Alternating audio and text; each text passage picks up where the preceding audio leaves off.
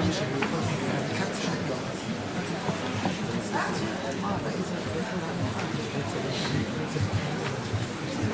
I think we can start. Although there are more people are coming, but I think it's time to start. So, dear colleagues, friends, medical experts, patients, and of course ELPA members, it is a great pleasure to address you all at this 5th ELPA Symposium. With this year's symposium titled Eradicating Hepatitis C from Europe, Dream or Reality, we aim to answer some of the important issues regarding hepatitis C in Europe. Together, we try to find answers to following questions. How well will the new treatments do in daily practice? What are the first observations from 2014? Are side effects an eligible issue from now on? Can cure rates above 90% also be achieved outside of clinical trials? Could there be new practical issues even with vastly improved treatments? In a time of economic crisis and limited national health budgets, the costs of screening as well the high costs of the new treatments are still major obstacles to eradicate the disease. However, we have to ask, what are the costs of non-treating? What are the costs of cirrhosis and liver cancer? What are the costs of liver transplantation? It is essential, not only for today's patients, but for the long-term sustainability of our health systems and of our economies, that we get this right, that we find ways to improve diagnosis and access to treatment. This year, we invited some of the most eminent European experts in the field of viral hepatitis to share their expertise and views with us today. And I'm especially very pleased that 2 EU officials have followed our invitation. Thank you, Matthias Schuppe and Andrea Mata, for being with us here today. Hope you will find it useful for your future work on EU hepatitis policies. So, dear panel, I would like to thank all of you on behalf of the European Liver Patient Association for your generous sharing of your knowledge and time with us. Once again, I would like to thank you all to coming. Together, we can eradicate hepatitis C from Europe. Now, I would like to invite Professor Dr. Graham Foster to step in on the floor and to introduce our panel. Thank you.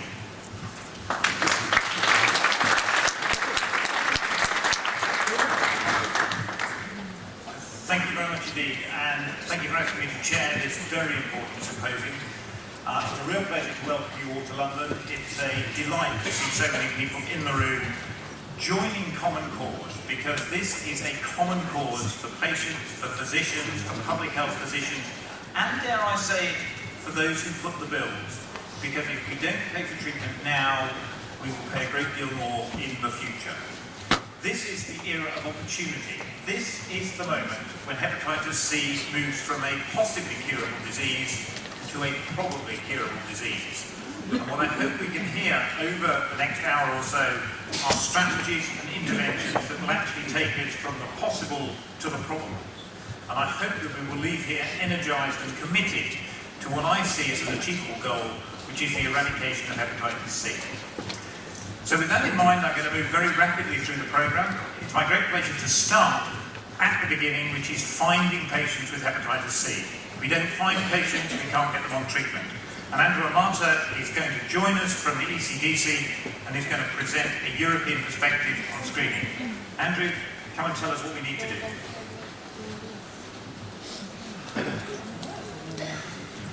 Tell you what you need to do. I think you can tell me. But thank you, Professor Foster, and thank you, ELPA, for inviting me to share some of our work on hepatitis C.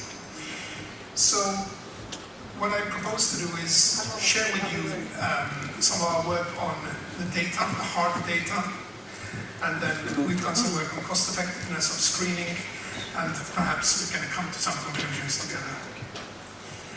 I always, whenever I see the word screening, I always like to go back to roots. It's 50 years since the first Wilson's criteria were written out. I know these have been tweaked a little bit since then, but I like the original ones. And I like the original ones because it starts with, show us if it's a real problem before you even start thinking about screening. And that's what we've been working on for some time at ECDC. So, since we were set up almost 10 years ago, we've been working on developing surveillance. We have an agreement for all European Union member states and 3 countries, Iceland, Liechtenstein and Norway, to submit case-based data on the 53 diseases and conditions to our centralized platform, which is called the TESI platform. We've worked hard on harmonizing and updating case definitions. These are case definitions for surveillance, not for clinical use. And we have made a lot of progress with a lot of diseases. Sadly, not so much on hepatitis C, and I'll be showing you. So, just to remind you, we're talking about surveillance, but what's collected at European Union level is only case-based surveillance. So this is all surveillance. I would love to have been able to share with you some seroprevalence surveys or community-based surveys or even clinic morbidity studies or data, but we don't have that at the European Union level. We only have the people who, for some reason or other, went to a doctor, the doctor, for some reason or other, thought of hepatitis C, asked the patient if they wanted a test. The patient said yes. They went for the test. Those patients who got a result back, and in some health systems you'll be surprised how many results get lost. And those patients then who went back for the result, and the doctor remembered this was a notifiable disease and actually notified. So it's no surprise that the case-based data really doesn't really show much about the true situation. I'll show you the latest data in our system. We're working on 2013 at the moment. So the latest data is 2012. And these are, as I said, case-based data. 30,000 cases were reported, crude rate of about 8 per 100,000. Most affected age group, 25 to 44. 2 boys for every girl in the system. And no surprise, of that data where the information on risk behavior was included, about 3 out of 4 were injecting drug users. Interestingly, we have some historical data as well. And if you look at, again, that data with information about risk groups, then the fastest growing risk group is the MSM risk group. And this was probably influenced a lot by the data from Holland, the Amsterdam data. So if you plot the data, this is the official data the European Union has. Does it look like the real situation? And I'm sure you'll agree it doesn't. Why? Because it's the countries that are most organized and the ones that have the strongest data that show up as having the most cases. And the countries that have, let's say, weaker surveillance systems show up as grey in the map. And you can't really look at trends. The data is so diverse. Some countries only report patients who are actually sick, so ecteric. Some patients only report patients who get any test and have not been reported in the system, so they could have been infected 15, 20 years earlier. So there's quite a lot. You can't really look at trends at this stage with this data. So what we did was we said, okay, we have to try and improve the picture. So we looked at prevalence and we looked at it in the context of screening. And we published this last year. I'll take out the prevalence data for now. It's a systematic review of national prevalence studies. We had quite strict criteria for what should be in there. We found 1,700 papers that fulfilled the criteria and eventually included 124. And we did the same, I'll come back to that later, on cost-effectiveness studies. This is the tree. So if you look at prevalence surveys as published, I've put the hepatitis B as a comparison there. You'll see that from a general population basis, it varies throughout the European Union between less than 1 and 5 for both hepatitis B and C. And then there's a range. Migrants, hepatitis B, but of course migrants are not a homogeneous group. And each European Union country has migrants from different areas. So in the south you tend to get more Somalis, and then on the eastern border you tend to get other types of migrants. So it's a bit silly to put them all under one heading called migrants, in my view. MSM 4 to 2.9, and people who inject drugs, of course, easily the most studied and the ones with the highest rates. And in some population-based surveys, 90% were infected with hepatitis C. And now the map looks a bit better. So if you plot the prevalence surveys that we found and treat the data in a way that becomes national, then this is the picture for hepatitis C. And I think you'll agree that it's a little bit better than the official case-based data. So there's a gradient, it's more common in the south, and probably a little bit more common in the east. So in summary, from our findings of this particular systematic review, we found hepatitis C is probably between just less than 1 to 5%, depending on the member state. The highest prevalence was found in people who inject drugs, no surprise there, of course. Migrants, again, no surprise there. And men who have sex with men, which is the fastest growing group.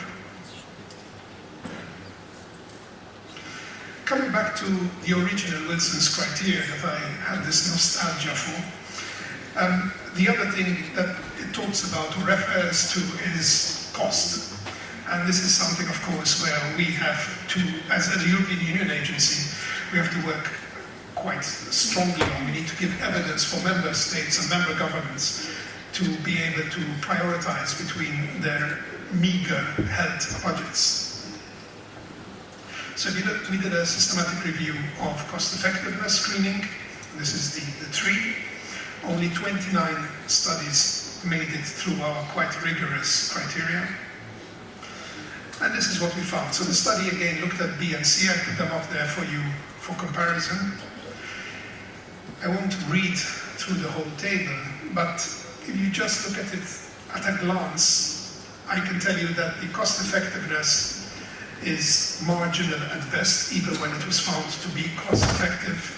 And this data that we have from our study would not convince a lot of people.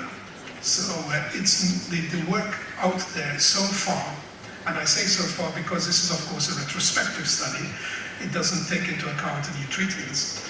So far, the cost effectiveness is not very convincing. It's quite convincing for perhaps drug users, but for the rest is very marginal at best. We also decided to look at modeling of cost effectiveness, and we did a similar look into prevalence and cost effectiveness of screening, but with different criteria. It's a different study, but I'll just pick out for you the cost effectiveness from this study, which looked at it more from a modeling point of view. And this is the result. So this is hepatitis C screening. We found 10 studies on general population, again, very marginal.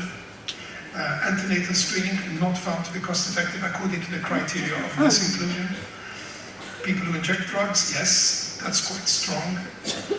Blood recipients, which I was quite surprised to see this result, not very impressive. And one study on healthcare workers found to be cost effective according to the criteria. So that's what we have. I just put up this slide to show you I'm not naive enough to try to impress you that this is the whole story. Of course it's not. So we've done to some systematic reviews, and we found, let's say, scanty data or evidence. But there is other things that need to be looked at. And for example, this is work by Coffin in the United States, which looks at how important it is to have accurate prevalence estimates, because it completely distorts the whole picture of whether something is cost effective or not. And as you approach 1%, of course, it becomes much more cost effective. And we don't have accurate prevalence data at this stage in the European Union. There's another project which I just want to refer to very quickly that's going to be publishing quite soon, and this is the Hep Screen project. I can't give you much information about their results because they're still being prepared for publication, but I can tell you that they found quite a diversity again and not very impressive cost-effectiveness results. I want to also bring to your attention that screening and not screening, both cases have harm and benefits. There's also harm in screening that one needs to bear in mind, and we haven't done enough work on this, and this is something that we may be developing in the future.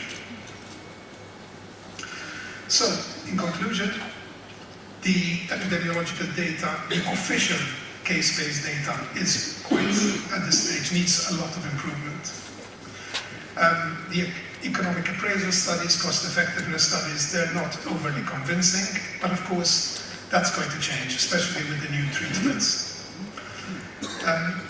Hepatitis screening practices throughout the European Union are very heterogeneous, and also within countries they're heterogeneous, so there is no agreed protocol to be followed, which might be something we should pursue. Consequence of screening or not screening, there's both harms in both decisions that need to be looked at. And then, of course, we do believe firmly in ELPA's role in helping raise awareness so that more investment can be made in this area and improve the, right now, foggy situation. So I'd just like to acknowledge some of our project teams, which are listed here, and my colleagues who have worked on this. Thank you very much.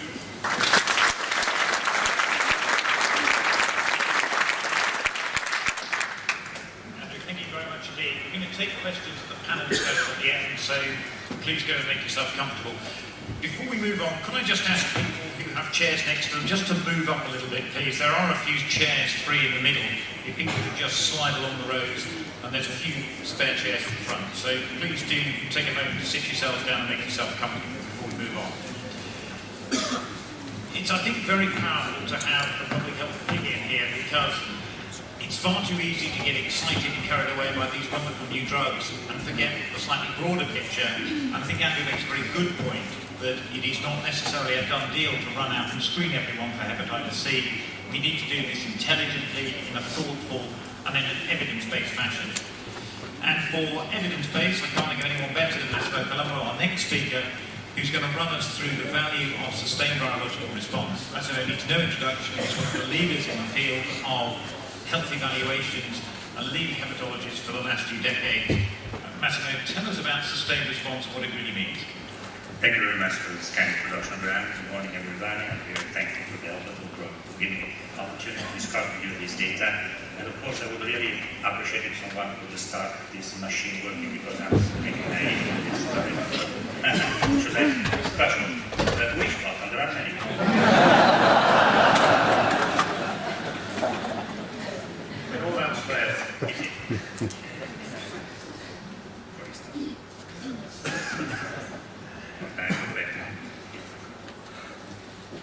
Thank you very much. Always. Okay, we're going to review the available evidence that links SVR, which means sustained virological response, clearance of the virus following antiviral therapy, to a really dramatic change in the outcomes and the natural course of hepatitis C. And we do that by, these are my colleagues, and we do that by reviewing the available evidence, being aware that when we we are dealing with the data that's been generated in so-called interferon era. What does it mean? It means that interferon was quite a limited efficacy therapy against hepatitis C. You all are aware that today data speak about 95% as we are talking about interferon. We must reduce, downsize the optimism to 30%, 40% the best, and above all, that it had a very limited access to infected patients. In other words, there was not an overlap between the post-hoc analysis of the cohort studies and the intention to treat analysis, whereas today we will be soon dealing with a drug that have 100% accessibility to our patient population. So the data generated following these new therapies will markedly be different compared to those that we are discussing. Let's start from a background information. If you look at the course of the disease in a given population, let's take Netherlands, a small country with quite a low endemicity for AC, definitely 1/10 compared to the Central and Eastern Europe, and you pick up the infected population and you divide them for the outcome and check the difference between those who clear the hepatitis virus and those who have remained infected, you definitely come with an important conclusion. That at the population level, there is a clear-cut increased risk of developing, of dying of liver-related end-stage conditions if you remain infected versus those who got clear of the virus. Whereas if you analyze the survival better, the death rate related to the non-liver conditions, so death caused by CVD, other cancer, kidney disease, and other extrahepatic situation, you see no statistical difference between the groups. What does it mean? When you are looking at a population, you are picking up a set of individuals that were able to clear the virus spontaneously, along with other populations that were in fact cured following interferon therapy. So in this mixed population, there is clear-cut evidence of a benefit in terms of liver-related death decline following the clearance of the virus, not for the all-cause mortality, which instead become requiring if you are looking to the cohort studies. Here I'm just presenting you the study which pool cases and patients from Europe and Canada, but the same is true if you look at data generated by the Veteran Administration Hospital, Bruges, data set in Morgan, or in Asia a couple of years ago by Dr. Ye and others, all provide the same information, that whenever the patients become sterilized, clear the virus, there will be a dramatic drop in the liver-related mortality, along with a significant drop, this time, in mortality due to all causes. And that is significant information. It means that these patients who are super selected for their eligibility to interferon, you might provide important clinical benefits also in terms of reducing mortality for other cancers, for CVD, for myocardial infarction, for degenerative disease, and what else impact on the survival of patients with a chronic advanced liver disease due to hepatitis C. Of course, as we are patients in this setting, we remain at a significant risk of dying of extrahepatic situation, but this cannot be modified by clearing the virus. What does it mean in real life? If you analyze this in the study in terms of predictors of all causes mortality, of course, you've got already the background information that clearing the virus will translate into a 74% reduction risk of dying of all causes, including liver, of course. But look here, the additional information. Coming of age means increasing risk of getting comorbidities. Developing or having diabetes means increasing risk of dying of all causes. And this is obviously a deteriorating partner to hepatitis C. And drinking alcohol, of course, means that you remain a significant risk of dying of extrahepatic causes. But look here, if you get infected by genotype 3, you increase the risk of dying of all causes. What does it mean? Well, someone claims that the genotype 3 is a quite biologically aggressive virus that causes a faster progression to cirrhosis cancer. But here we are talking about all causes.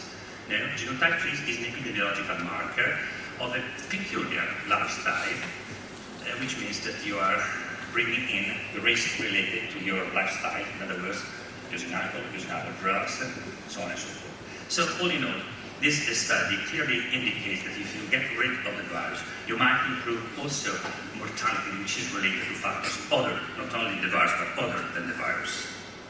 And if you look at a recent study published by Dr. Jensen in Denmark, you might realize that patients with cirrhosis do bring additional risk factors for dying, in addition, in fact, to chronic hepatitis C. This is the survival, the vitality curve, if you wish, the red one, of a patient with cirrhosis due to hepatitis C, which brings no additional factors. And here are the vitality curves, survival curves, if you wish, of patients who cumulated more than 1, 2, 3, 4, 5, 6, 7 additional factor of mortality, like pulmonary disease, infarction of myocardium, neurological problems, cancer outside the liver, kidney dysfunction, and others. You see, 24% of patients with Hep C cirrhosis do have additional factors for dying apart of the virus. And this probably is something that still remains active even when the virus is clear, but there is substantial evidence that by clearing the virus, we can ameliorate the outcome and the prognosis also of these comorbidities. And this is quite intuitive, how it might work. Think, for instance, to this study generated in Taiwan. Taiwan is a small island, rather big island, with a very efficient registry system that allows doctors to go back and scrutinize the outcomes of any disease. And here what they show is that the risk of developing a stage liver disease in the infected population dramatically fell following SVR. So this is an example of an extrahepatic comorbidity that can be ameliorated by SVR. And this is also the case of ischemic stroke, doing the same. And there is another example in the paper that you might read, is myocardial infarction. So there is also some circumstantial evidence that SVR does impact in improving the outcome of extrahepatic severe condition that per se can lead to accelerated outcome and death of the patient. Of course, there are also extrahepatic conditions that this time are linked to virus infection that can be improved by SVR. Two above all. One is diabetes. You know, the virus is a diabetogen agent, so diabetes can be worsened by infection and can also be in itself a negative predictor factor of hepatitis C outcome.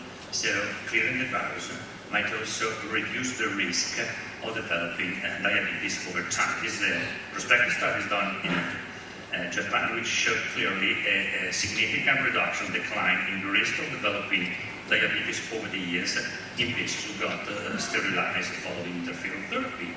And the same might be true for the malignant lymphoma, the non-Hodgkin lymphoma, which is etiologically related, not only epidemiologically related to hepatitis C. You know that hepatitis C can hit the surface of B cell and have them proliferating following the infection. This could create the basis in selected population that are predisposed to lymphoma to develop full-blown neoplastic disease. And apparently the risk is significantly decline in a follow-up study that lasted many years here in Japan compared to patients who remain infected because we're not able to achieve an SVR. So there is circumstantial evidence that also extrahepatic causes of mortality linked to hepatitis C itself, of course, can be improved following an SVR.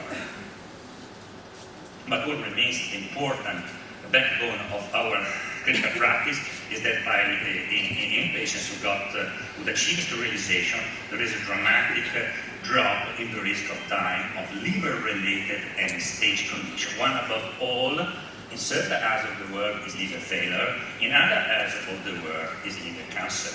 Here, this is self-explanatory. Getting an SVR, you dramatically drop the risk over 10 years of dying of liver failure in the sense of portal hypertension or classically chronic, acute on chronic, and chronic evolution of the disease. Importantly, getting an SVR means also a dramatic reduction in the risk of developing liver cancer. This is a meta-analysis. You see here the studies that are listed. And with some caveats related to the fact that meta-analysis generally inflated the positive results, the results of studies who had a positive result published and neglect somehow the trials with negative result. But this notwithstanding, this meta-analysis clearly tells us that there is a 74% decline in the risk of developing cancer in patients with any stage of liver disease, including cirrhosis, who got clear of the virus, and here is the data. And of course, the obvious question is why there is this substantial number of persons, 25%, who, this notwithstanding, will definitely develop into a liver cancer. And the answer are manifold.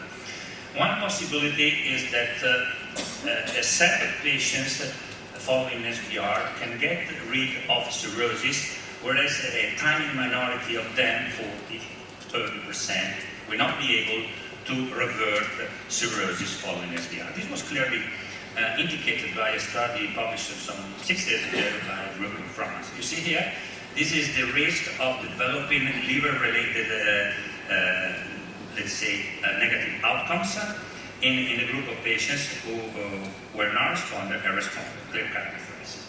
When the patient performed a liver biopsy 11 months after an SVR and stratified their patients and looking at how reversal of cirrhosis parallel the risk of developing adverse events in terms of liver, this is a pool analysis of liver cancer, liver failure, bleeding, and death all together. So the caveat in this study is that whenever you deal with the composite endpoint, data are not that hard, but the paradigm is there. This is a proof of concept paper.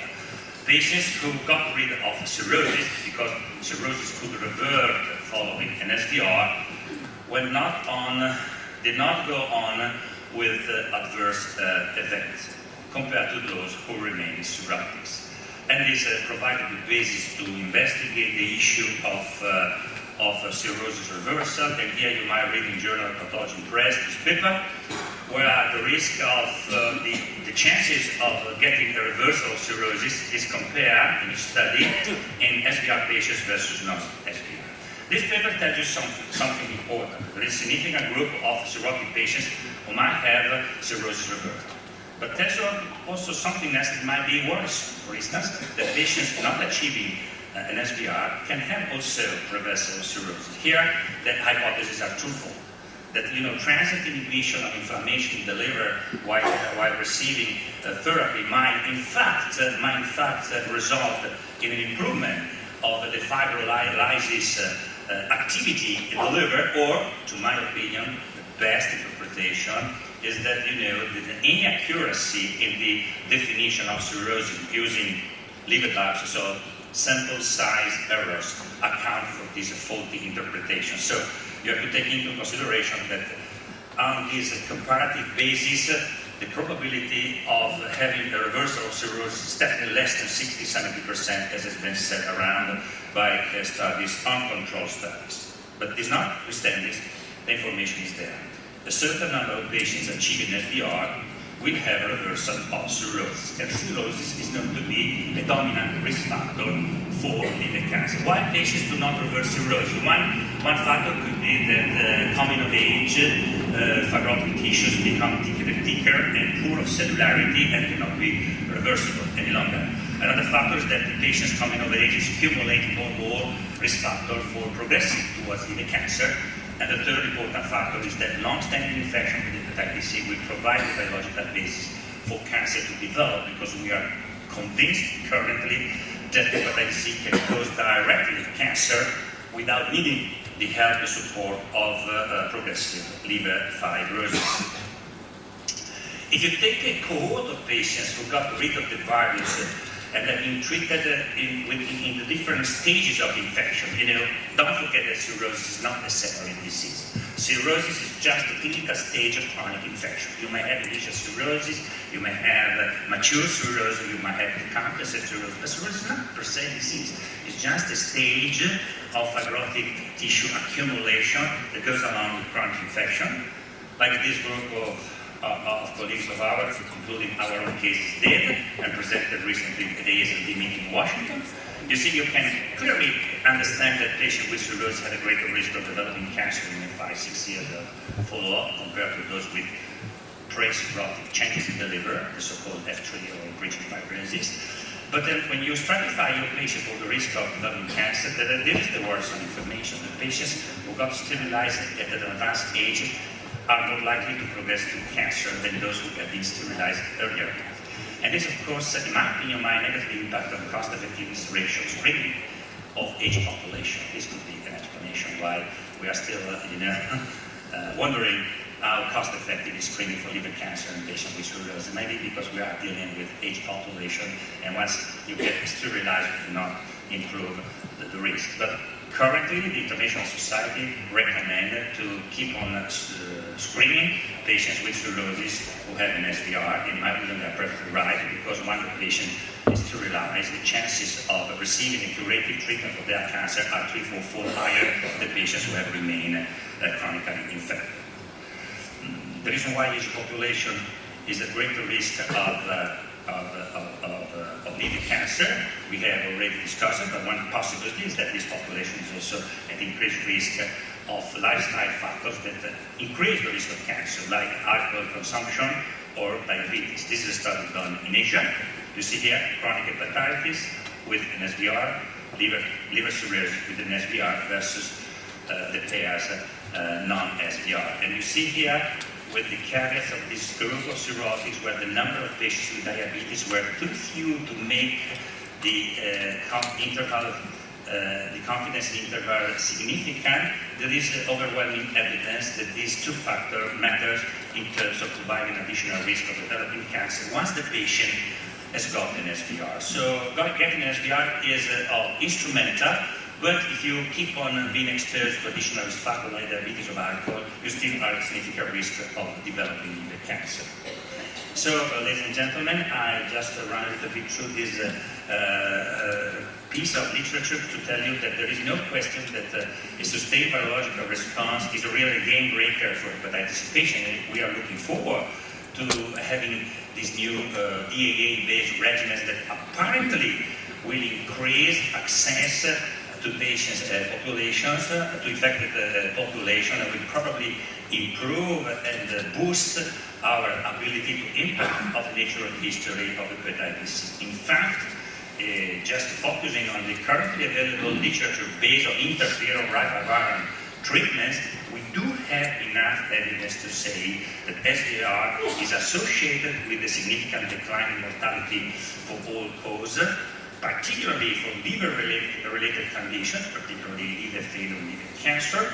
They do prevent liver failure and clinical decompensation. They attenuate liver cancer incidence, particularly in the pre-cirrhotic phase of the infection. There is some evidence that a given number of patients with established cirrhosis may have a cirrhosis regression, thus improving the chances of welfare in the subsequent decades, and also, importantly, evidence that the SVR is also associated with a significant decline in the risk of suffering extrahepatic manifestation, including neoplasia and diabetes. Thank you for your attention.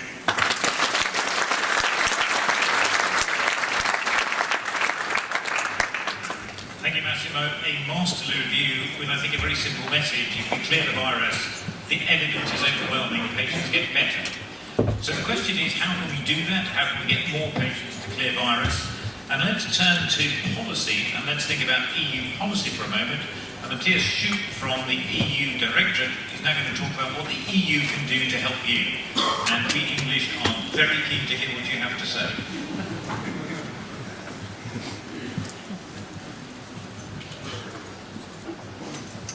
Thank you for inviting me, and perhaps since you are so keen what I have to say, I'll start with a disclaimer,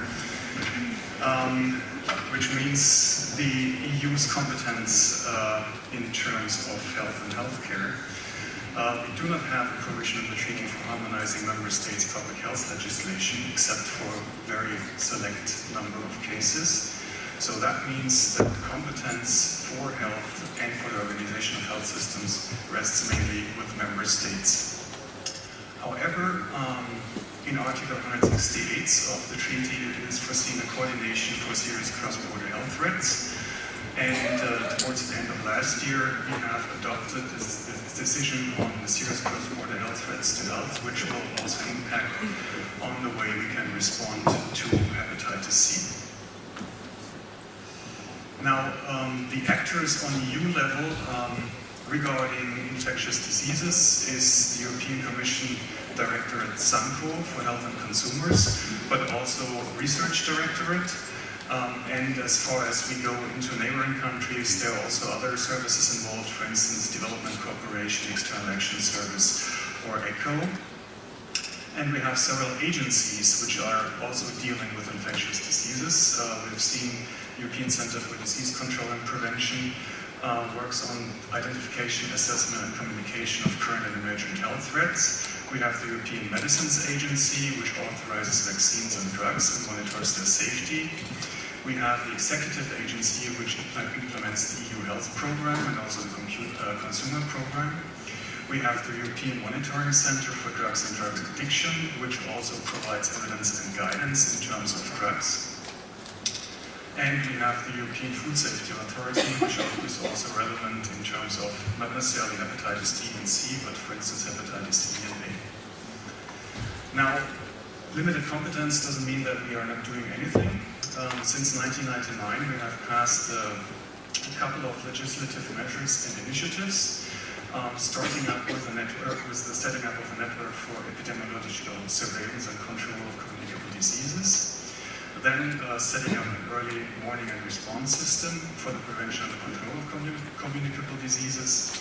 And we have progressively brought new diseases under this umbrella, which includes hepatitis A, B, and C. The problems with the surveillance have already been mentioned by Andrew, so I will not go into detail. In response to that, we have adopted a new case definition in 2012, which should facilitate the reporting at EU level by member states by standardizing data and making comparable data available, but as we have seen, it's still an uphill struggle. Now, the European Centre for Disease Control and Prevention is working on several projects, so it has undertaken a EU-wide survey and surveillance and prevention of hepatitis B and C. It is providing enhanced surveillance of Hep C, B, and C in the EU. It has done the cost-effectiveness analysis, and jointly with the European Monitoring Centre for Drugs and Drug Addiction has also prepared guidelines on the prevention of transmission of HIV and hepatitis in people who inject drugs. Now on the Commission side, we have in March this year launched and published the Prolonged Action Plan on HIV/AIDS in the EU and neighboring countries, which will run from 2014 to 2016. In this action plan, we have increased the focus on the integrated prevention and treatment of HIV/AIDS and co-infections, which includes hepatitis and TB. This prolongation will provide continuity for EU action beyond 2013. As you probably are aware, there is a Commission communication on fighting HIV/AIDS in the EU and neighboring countries, which ran from 2009 to 2013.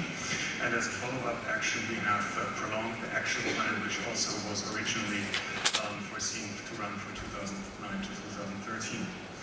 At the same time, we are evaluating the Commission communication with a view to develop or provide a basis for the consideration for policy options beyond 2016. Now, as I said, we are also working through the Executive Agency and on research.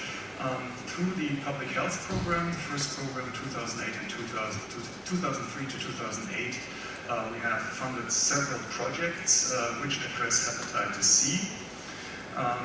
And also through the second health program 2008 to 2013. For instance, the Correlation Network, the HQ project, or the Border Network.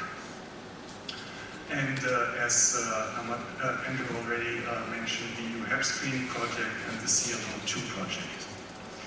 Now moving further and looking to the future, the next program for 2014 to 2020 has already been adopted, so we have the overall framework, which also includes to support the effective response to communicable diseases on HIV/AIDS, tuberculosis, and hepatitis.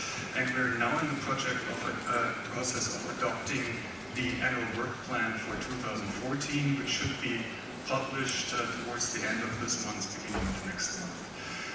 And following this adoption of the annual work plan, the calls will be launched probably in May this year. Now, looking to our colleagues from DG Research, they have also a relatively large share and relatively large investment in funding hepatitis research. So under FP7, almost 60 million euros have been invested on research in terms of hepatitis C and B, of which the majority was focusing on hepatitis C, 28 projects, 10 projects in hepatitis B, and several projects on other hepatitis diseases. Again, there's also the future. Horizon 2020 has already been launched.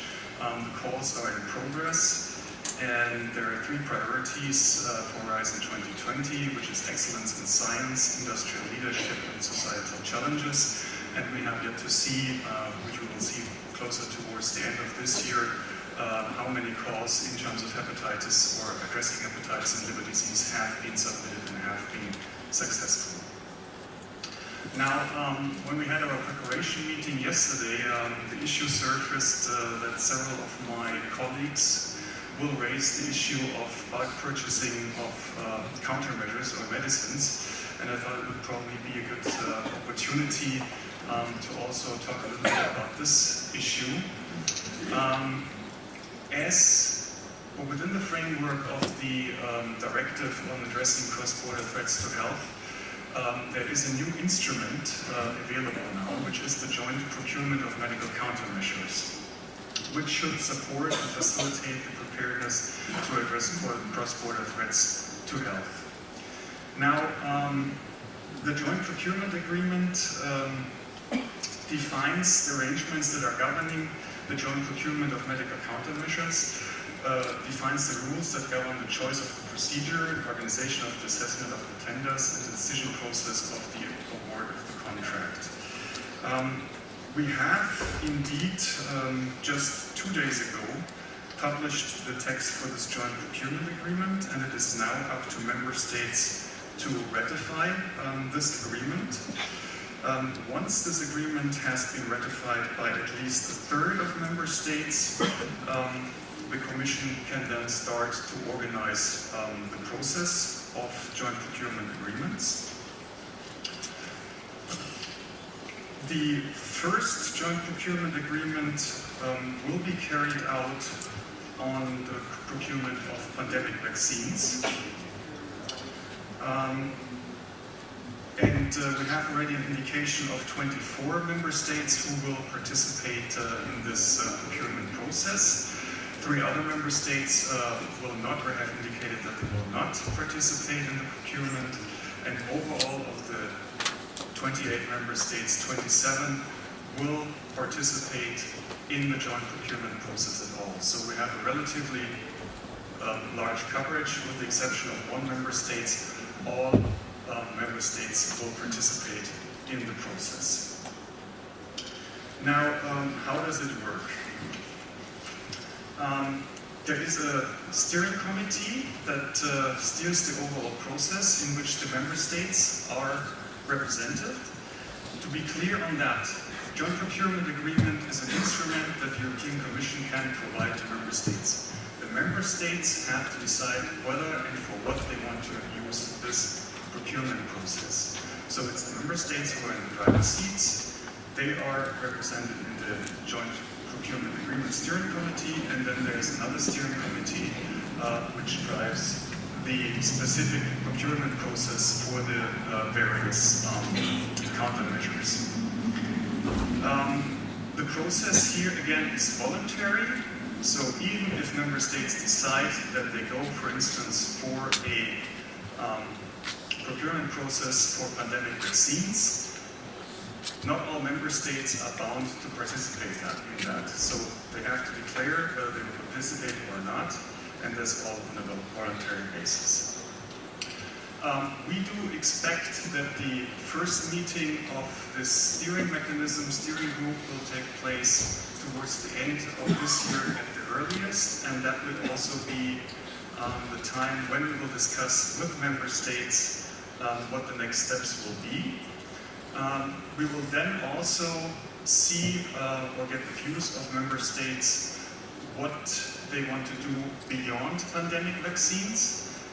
There are, for instance, considerations whether joint procurement could be used for other countermeasures, for instance for rare infectious diseases, for seasonal flu vaccines, or for antiretrovirals for HIV/AIDS. And perhaps in the future it can also be assessed whether this would be a mechanism that could be used for acquiring hepatitis C drugs.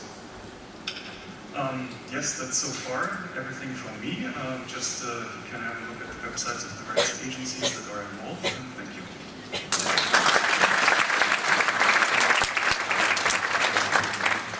Tiz, thank you very much indeed. I saw some frissons of excitement as the number of times HIV and AIDS flickered across the screen, and I've no doubt we'll come back to that. But it is encouraging to see that perhaps if the EU work together as a bloc, we may be able to negotiate with companies for a very attractive procurement deal. So perhaps we'll discuss that as we move forward.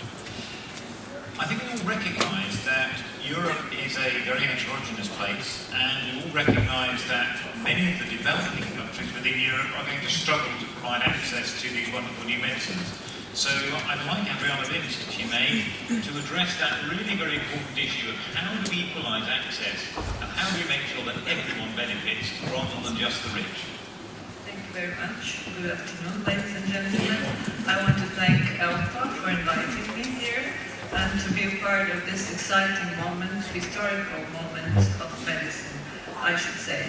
I do need a little bit of introduction still here. I'm a medical doctor, I'm an infectious diseases professor in Zagreb, Croatia, and I've been involved in viral hepatitis from molecular part to clinical work in the last 20 years. These are my disclosures. A little bit Croatia, let's start with Eastern European countries. So we are mostly Mediterranean country, but of course maybe you know beautiful parts of our country like Plivica Lakes, and of course pearl of our country, usually UK people like to visit Dubrovnik. Okay, so the content here of my presentation will be a little bit introduction and screening, geography of Eastern Europe, which is a little bit mixed nowadays, a basic country, economy and health indicators, available data on anti-HCV prevalence in Eastern European countries, in general population and in risk groups, something about national programs, screening and treatment, and hurdles, of course, to new therapies. We are happy now at the moment that we do have some data. Of course, we can always say whether those data are really acceptable, but we do have some data. So we have the WHO Global Policy Report on the Prevention and Control of Viral Hepatitis 2013, where the WHO was sending a questionnaire to all of European countries, asking them about the general issues in prevention and control, and mostly public health officers were asking the questions, answering. Then we have just recently report in Epidemiologic Infectious 2014 about the prevalence and estimation of Hep B and C infections in the WHO European region, but a review of data focusing on the countries outside the EU. And then we have this conference also, a report, the state of hepatitis B and C in the Mediterranean and Balkan countries, report from the summit conference, which was held in Cyprus last year, and of course a lot of personal communication and literature search. So, back to screening. Screening, of course, makes sense if we find a case of a patient who doesn't have any symptoms, and we can offer him treating, and then we can lead to the world free of HCV. We can have happy persons, we can have a happy world, of course. This is what we would like to achieve. So, but what is very important is that once diagnosed with HCV, chance of cure nowadays is more than 90%. So me being infectious diseases doctor, I have to compare the situation with HIV infection, also European Commission being here, because with all the drugs we have for treating HIV, with the best drugs, newest drugs, we cannot cure HIV. So I think we should stress this point again and again and again, because the numbers you will see. Okay, Eastern European countries, of course, you are all aware that we were former communist countries, and then fortunately this time has passed, and now we have a group of countries which joined the EU, like Poland, Czech, Slovakia, Hungary, Romania, Bulgaria, Slovenia, and last year, fortunately, Croatia. But then we have still countries, Balkan countries like Bosnia, Serbia, Montenegro, Kosovo, Macedonia, Albania, that still are outside the EU. Then we have former Soviet Federation countries, Ukraine, Moldova, Belarus, which still belong to Eastern Europe. And then we have Baltic countries which belong to European Union. So, looking at the basic economy and health data, those are so diverse countries. So, most of the countries that are outside EU are lower middle, like Albania, to upper middle income level countries. Those inside EU are mostly high income countries. I will not go into details about recession and economy, of course. And if you look at the total expenditure on health per capita, you can see Moldova, for example, only $386, and we have Slovenia here, which is very good with $2,500 per capita. So really diverse. What about seroprevalence? In Central and Eastern Europe, the HCV prevalence is moderate, from 1.5 to 3.4. There are different data, but there are some recent estimates of HCV prevalence in countries outside European Union, which actually state that this prevalence in those countries is higher, as well as the general adult population and in people who inject drugs and other populations at risk. So, if you look at the total number of current HCV infection estimated from this recent publication from Hopp and colleagues, the numbers are really huge. If you look at the whole European region, 15 million people are currently infected with HCV. If you look at the non-EU countries, which is Eastern European countries, it's 9,500,000 people. So really, really huge number of. So what about the studies? What do we know about the prevalence in general population? So we have some data, of course, in first-time blood donors, which are low again in Slovenia, in Bosnia, in Croatia, and then we have some prevalence in studies representing general population, but of course those data are scarce, we are still lacking data here. But for Georgia, 6.7, in general population, Ukraine, 12%. So those are the numbers that really call for attention. If we look at the risk population, MSM population, which now is being talked about a lot, there are some studies, Bosnia and Herzegovina, 11% of infected HCV, and then of course Ukraine up to 20% MSM population infected. If we look at the prevalence in sex workers, also from 4% in Croatia up to Ukraine 32%, Russia also up to 40%. Most of those persons also inject drugs. And what about IVDUs? Studies in Eastern Europe, of course, they go from 18% to, again, 71% of infected in Ukraine, and Russia, 73% from studies, at least that we have. What about screening policies? So they are very different. I must say all of those countries report that they do screen blood donors and also compulsory screening of different groups, like healthcare workers, pregnant women, but this is very differently from country to country, and really systematic screening for populations at risk, except blood donors, do not exist, so there is a place for improvement here. Okay, So those were the responses to the question to WHO. Is there a written national strategy or plan that focuses exclusively or primarily on the prevention and control of viral hepatitis? So you see, this dark brown means no. Most of the countries do not have a written national strategy or plan. But looking at the clinical guidelines, well, clinicians look to do good. So most of the countries claim to have clinical guidelines. Romania didn't have, Russia didn't have, Serbia didn't have, Slovenia has. And as for the third generation protease inhibitors in availability, only the countries inside the EU, Eastern European countries, have this triple therapy introduced. So this is also the situation further on. And if we look at the WHO European region, only 38% of countries have actually triple therapy introduced so far. Of course, here we come to the costs. Cost of boceprevir and tenofovir, which for most of you are already past, but those prices were very high for Eastern European countries, and also for non-EU countries. Pegylated interferon has different pricing in different countries.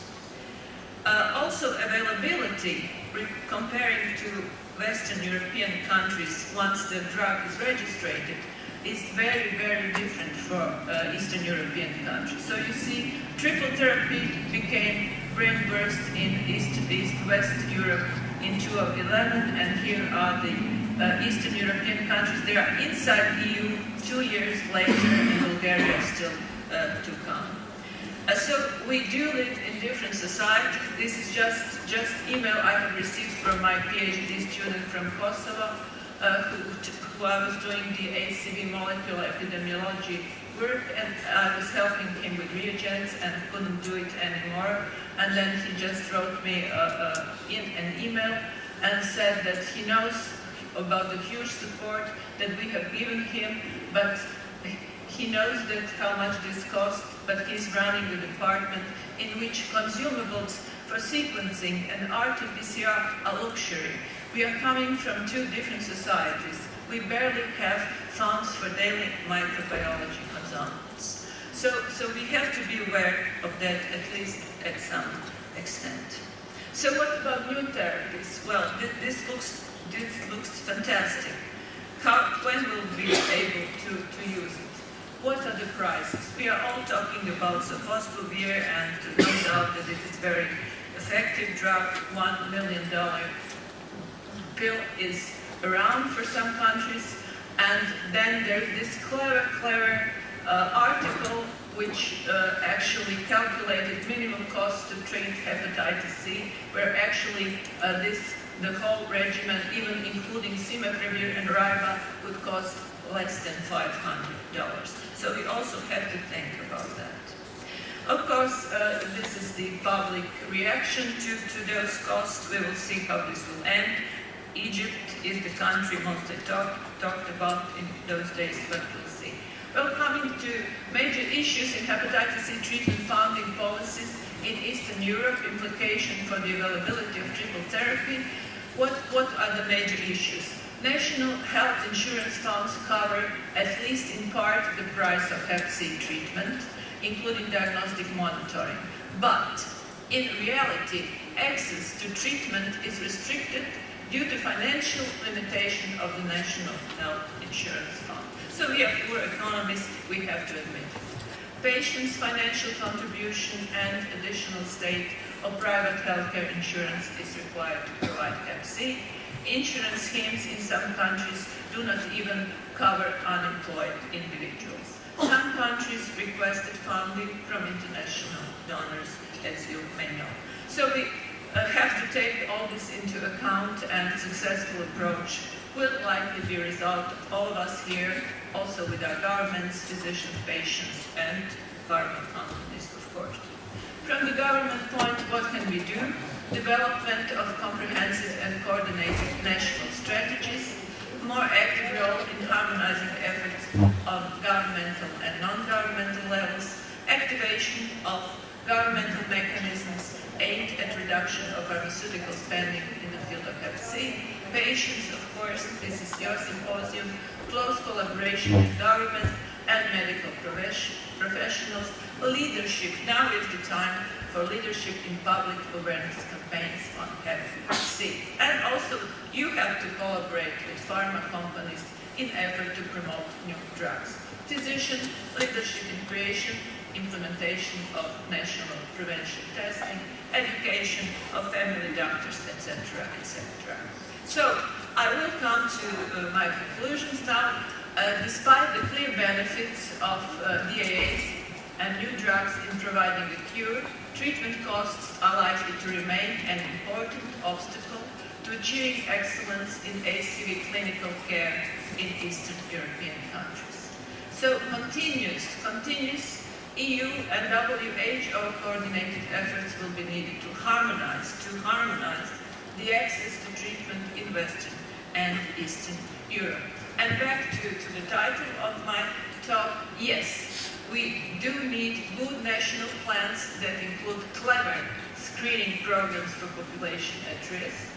Scaling up of HCV screening programs is required for healthcare planning in Eastern European countries.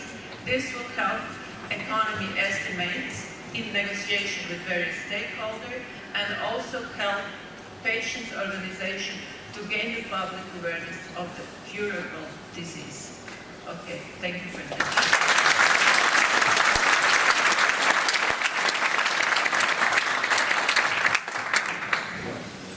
Thank you, Adriana. That was a rather sobering reflection, and it rather puts our problems into perspective. So thank you for that, and I look forward to discussing that in the second part of the show. Let's perhaps move on a slightly more optimistic note and think about what we can do to eradicate hepatitis C from Europe. And I can't think of anyone better than Natasha Martin to take us through the models that persuade us that actually this might be doable. Natasha, tell us what we need to do. Thanks very much, Graham. My name is Natasha Martin. I'm from the University of Bristol, and I'm an infectious disease modeler. These are my disclosures. So I'm actually going to be talking about hepatitis C elimination today, because in order to eradicate it, so have zero infections, we need to prevent new infections and turn off the tap. And that's what elimination is. Elimination is zero new infections. So in order to do that, we have to know who's transmitting the disease. And we know that in many European countries, the primary risk group for hepatitis C transmission are people who inject drugs. So in the UK, people who inject drugs contribute to over 90% of the new infections that we see here.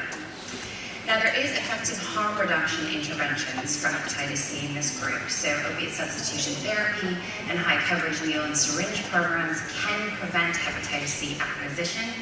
But we've done some modeling work that's shown that although scale-up of these harm reduction programs are likely to have prevented very high prevalence among injectors in the UK, further scale-up is likely to be insufficient to really reduce prevalence down to low and negligible levels that we need for hepatitis C elimination. So we need another intervention to combine with the current prevention interventions we have. Everybody in the last few years seems to be more and more interested in the potential for hepatitis C treatment to be used as a prevention measure. We know that hepatitis C treatment is effective. Despite that, less than 1 or 2% of injectors are currently treated for their infection. This is despite evidence that people who inject drugs achieve similar sustained viral response rates as X from non-injectors, and that reinfection remains low. So a combination prevention strategy may be exactly what we need for elimination. Now, I'd just like to re-emphasize that there's a wide heterogeneity in hepatitis C prevalence among people who inject drugs across Europe. So you can see here on the right, from between 40% all the way up to 80% in the darkest colors of prevalence among injectors. Now, even within the UK, we see a vast variation in prevalence between settings within the UK. So that's what we see here on the left. In England, there are areas where the prevalence among injectors is less than 30%, and other areas where it's 50% or greater. So when we're developing strategies for elimination, I think we really need to identify that actually, even within our countries, there's going to be substantial regional variation, which will affect how we approach this in different settings. Now, our aim was to use dynamic transmission modeling of this epidemic to estimate the realistic impact, cost effectiveness and affordability for hepatitis C treatment and prevention with the new DAA therapy. So what do I mean when I say we use a dynamic transmission model? Well, what I mean is that we actually model the acquisition, the transmission, the reinfection that occurs within the communities that are transmitting this disease. So here I show you the model schematic that I'll be using for the next few slides, looking at the transmission among people who inject drugs only. So this model is open, new injectors continually enter the model as they start their drug use, and they leave from all of the compartments through cessation or death. Importantly, because this model is dynamic, an injector can become infected with hepatitis C, and that risk can change through time. It's related to the background prevalence. So as we scale up our interventions, then everyone's risk of acquiring hepatitis C is reduced. However, importantly, this model also includes the potential for reinfection after treatment. So we know that reinfection does occur and can occur, and so this model allows us to really look at how treatment, how the impact of treatment could be reduced due to high levels of reinfection, or could actually prevent infection due to this prevention of transmission. I would just like to point out that the country-level models that are currently published that look at the impact of treatment on end-stage liver disease and number of infections don't include this transmission aspect. So they don't include this risk of reinfection, and they don't include this potential prevention benefit. So I believe that in order to really develop smart and effective strategies, we need to start using models that have this transmission component embedded within them. Now, as I mentioned, we have a large heterogeneity of hepatitis C prevalence within the UK, and we also have, there's a wide variation of hepatitis C treatment rates among injectors in the UK. So we did a study just looking at how many injectors were treated in several different sites within the UK, as you see here. We have estimates of the number of injectors. This is very uncertain, so we have a wide range of estimates for that. There's uncertainty in the estimates of hepatitis C chronic prevalence among injectors as well.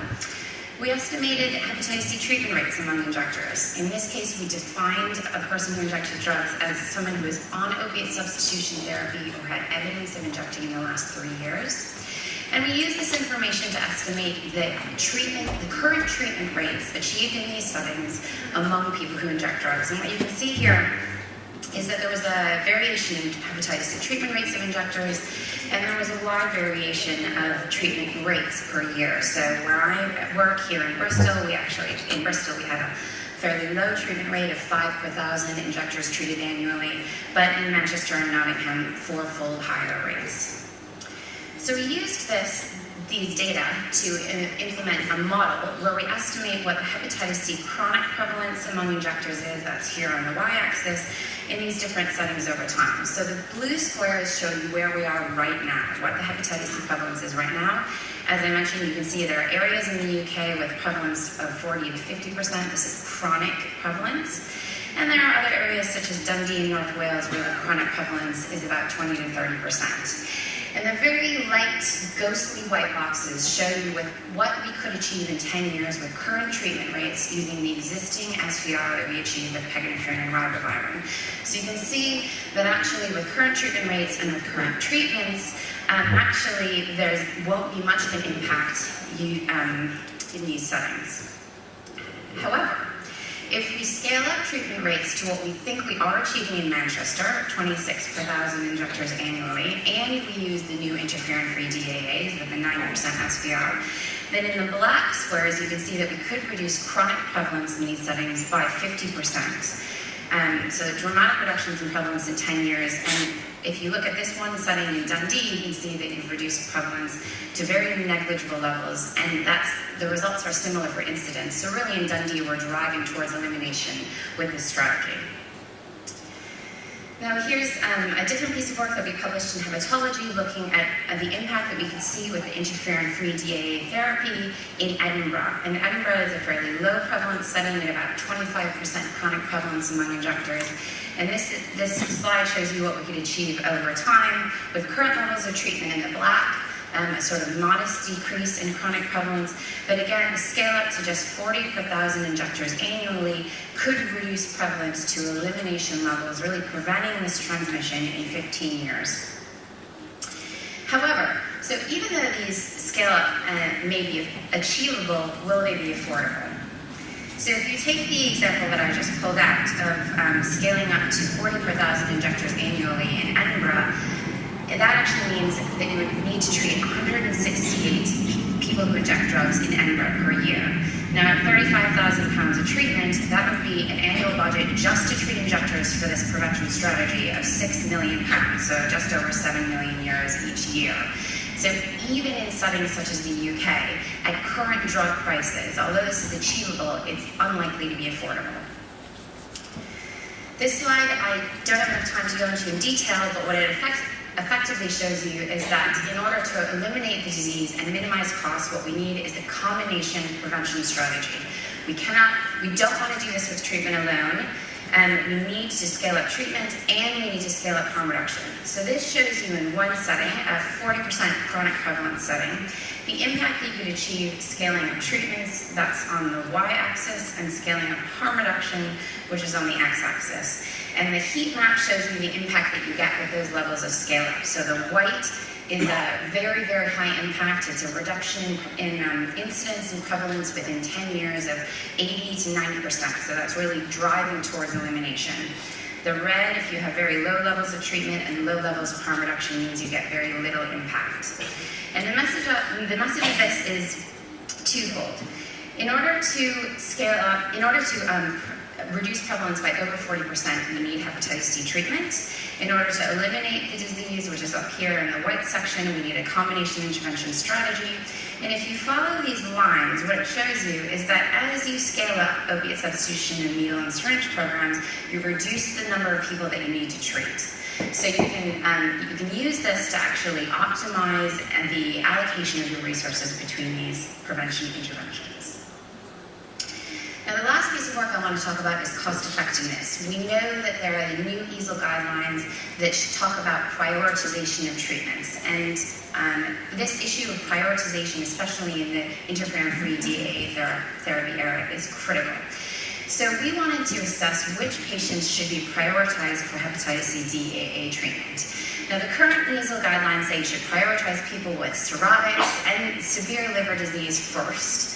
Then go to moderates, and then at the very lowest level of priority is your mild disease. And that's based on health economic work that just looks at the individual level benefit of treating somebody, the cost effectiveness of that individual level.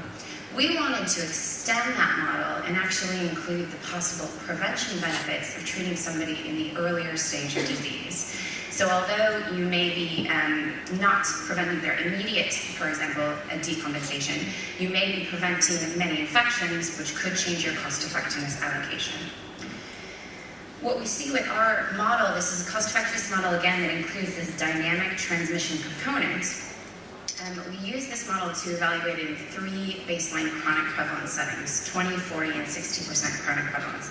And this is preliminary data, I'd like to note, but I'll take you through this a little bit. So this slide shows the mean incremental QALYs gained with a particular targeting strategy on the y-axis, and the x-axis is the mean incremental costs. So this is at a 60% baseline chronic prevalence among injectors. That's about an 80% antibody prevalence, is a very high prevalence setting. And what you see in this setting here is that the most cost-effective strategy is to treat those who are in compensated cirrhosis or severe liver disease who are non-injectors, who don't have a risk of reinfection. And that's because at a 60% chronic prevalence, there's a very, very high risk of reinfection and very little prevention benefit. After you treat the cirrhotics, then you start treating the sort of moderate non-injectors, then the moderate injectors, and then the mild stage. So this sort of mirrors what we see already in the EASL recommendations. However, how does this change if you look at a different prevalence setting? So let's say we look at a 40% baseline chronic prevalence among injectors setting. Here what you see is that actually it's most cost effective, again, to treat your cirrhotics, treat your end stage, but also to treat your moderate injectors. And that's because here you're getting more prevention benefit. So you really want to prioritize your cirrhotics, but also your moderate injectors to get that prevention benefit. Then after you do that, it's actually most cost effective to start treating the mild injectors, again, because of this prevention benefit. So, here you're crossing over to starting to include more treatment as prevention. Finally, if we're in a very low baseline chronic prevalence setting, 20% baseline chronic prevalence among injectors, what you actually see here is the most cost-effective group to treat first are your moderate injectors. And then after that, you want to prioritize actually your mild injectors. And that's because at this very low prevalence setting, you get so much prevention benefit from treating your injectors that those are the people who you should prioritize first before those people with end-stage liver disease. So I think, again, this issue of prioritization is going to depend on the prevalence in a setting, and so we need to be using this modeling to develop intelligent strategies for prevention and for prioritization of these treatments. Overall, I would say that our modeling work indicates that hepatitis C transmission and prevalence and incidence can be reduced to negligible levels. We can drive towards elimination within a 15-year time period, but this needs to be achieved through scaling up of combination intervention strategies, hepatitis C treatment in combination with opiate substitution therapy and needle and syringe programs. Now, even though I believe that the modeling indicates that this scale-up is achievable, I don't know if it's affordable at current prices. So this treatment for prevention strategy, we need to think about how we can do this in an affordable way. I was happy to hear the discussion before about the European bulk buying agreement. I was going to say that we need European bulk buying to support treatment prevention and to bring prices down. As I mentioned, our preliminary modeling work indicates that with limited resources, the prioritization of who you allocate these treatments to depends on your setting. So if you have a medium to high chronic prevalence setting, then you will want to prioritize cirrhotics, regardless of the risk, and moderate injectors. But if you're in a very low chronic prevalence setting, such as 20%, then you might want to prioritize injectors first due to this substantial prevention benefits. Now, just a little discussion about Europe. So I've just been mentioning our work that's among hepatitis C transmission among people who inject drugs. In settings with aging PWID epidemics, treatment as prevention may have less of an impact, and this is occurring in some settings in Europe. Importantly, we need to consider other forms of transmission which may be significant in Europe, such as in other risk groups, such as in prison settings, in healthcare settings, and MSM, as has been mentioned before, and whether treatment as prevention will be an effective and cost-effective strategy among these groups. Again, as I mentioned before, in settings where there is minimal diagnosis, we need to identify ways to increase case findings, so effective and cost-effective ways. And importantly, we need better epidemiological data to reduce the key uncertainties in the modeling. So PWID population size estimates, the incidence of non-injecting transmission and other risk groups, and hepatitis C treatment rates among these risk groups are really crucial in order to develop robust models that can provide us with good, accurate projections. Finally, I just want to emphasize that this is theoretical mathematical modeling work. This is not empirically proven yet, and what we need is empirical data and a trial to show that treatment can reduce hepatitis C prevalence and prevent onwards transmission. I think we really need that work before we rush ahead to expanding this as a strategy. We need modeling work to assess treatment scale-up levels and targetings to optimize both the prevention of transmission and also the reduction of end-stage liver disease. So we need to look at these two things. We need more cost-effectiveness evaluations of hepatitis C screening, case finding, and treatment programs among high-risk groups, including these potential prevention benefits. And finally, I think we need dynamic transmission models which really understand the epidemic drivers and risk groups that are driving transmission to determine local and national targets for policymaking. Thank you.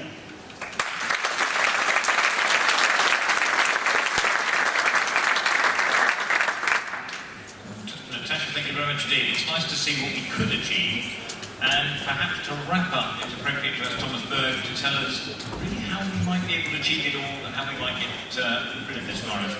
Thomas comes from Germany, where they have rapid access to these wonderful new drugs, so it'll be interesting to hear his take on how we get the rest of Europe up to Germany's speed. Thomas. Dear Graham, dear ladies and gentlemen, it's really a pleasure to be here, and I thank ELPA really very much for the invitation. Well, I decided to talk a little bit about this big word of eradication of hepatitis C virus in Europe, or more specifically in the western part of Europe, and how we can achieve this goal. And we have seen a lot of data now on the prevalence of hepatitis C virus infection, and you are aware that all of these numbers are only estimates. And in most of the surveys that have been done in the different countries, significant risk groups were not included. So it's most likely that the overall percentages and prevalences of hepatitis C virus is much higher than depicted here with these numbers.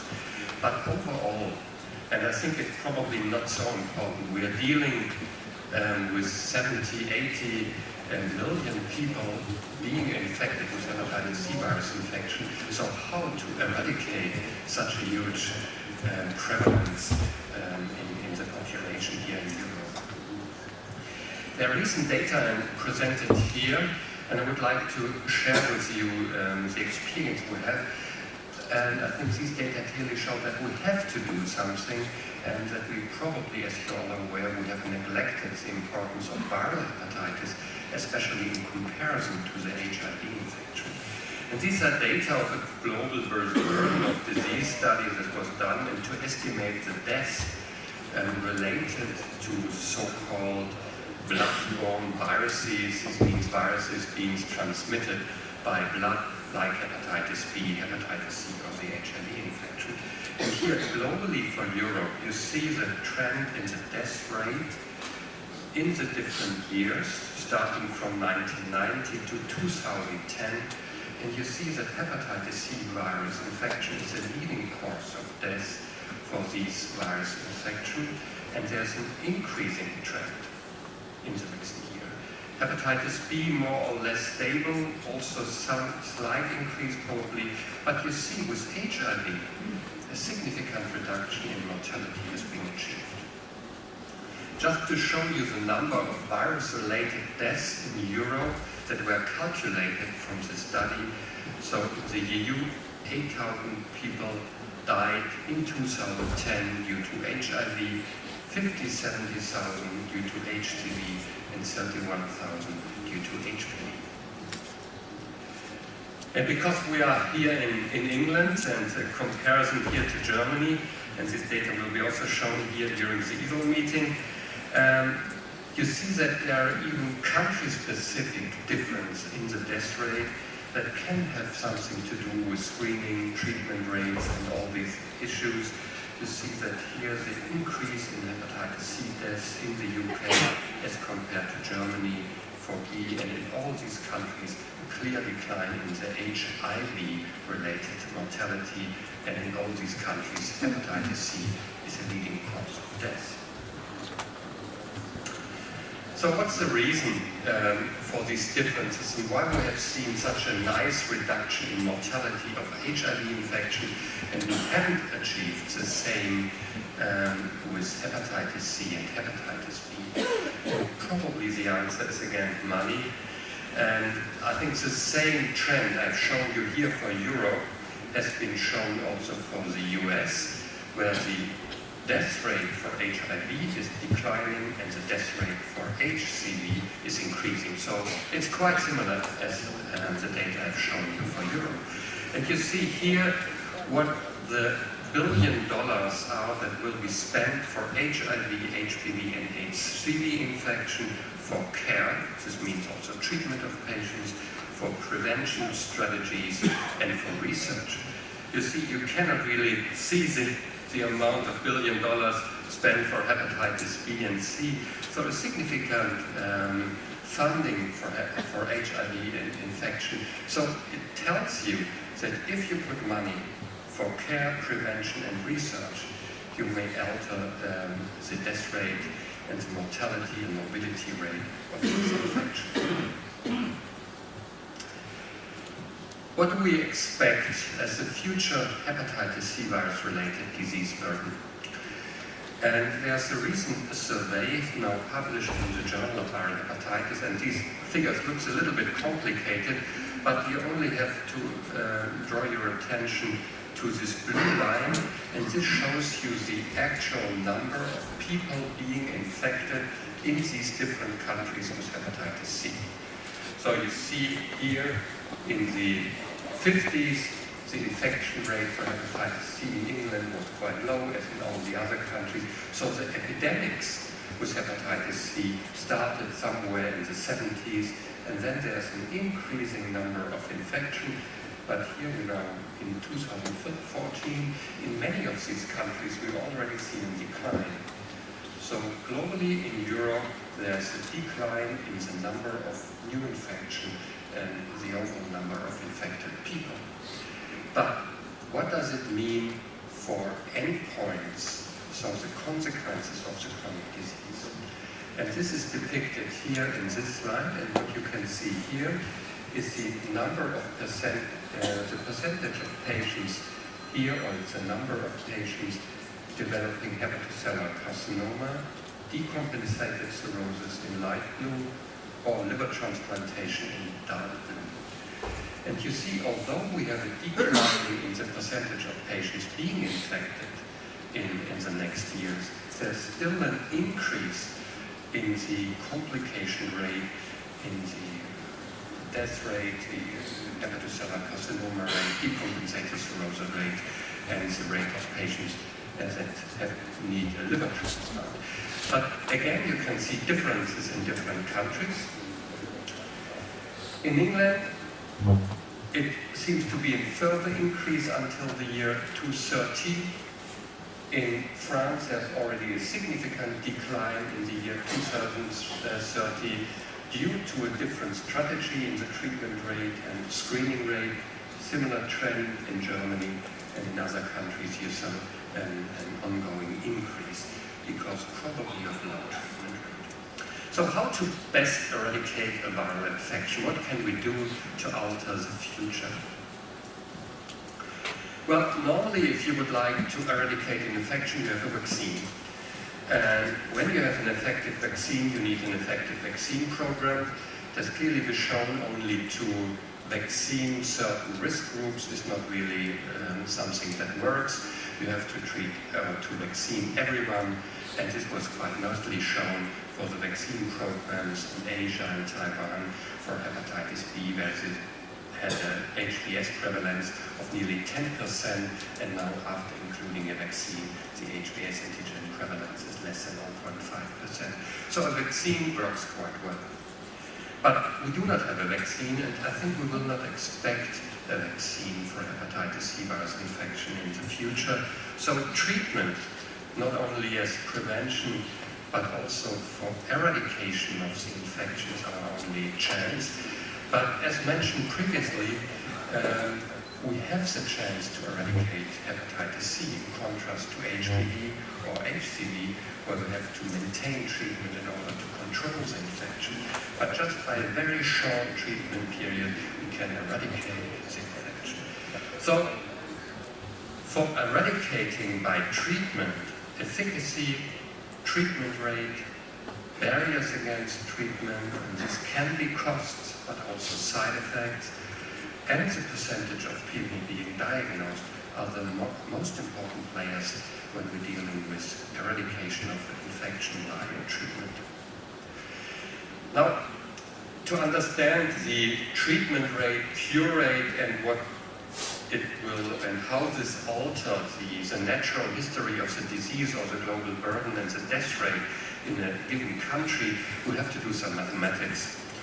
And you may imagine, and it's just a number of patients, let's say 1,000 patients that have been diagnosed with hepatitis C. In most of the countries we have the treatment rate in patients being infected with hepatitis C is only 20%. In some countries even less. In the US probably only 10%. So if you have a cure rate of 50%, but you are treating only 200 patients out of your 1,000, only 100 patients will be cured.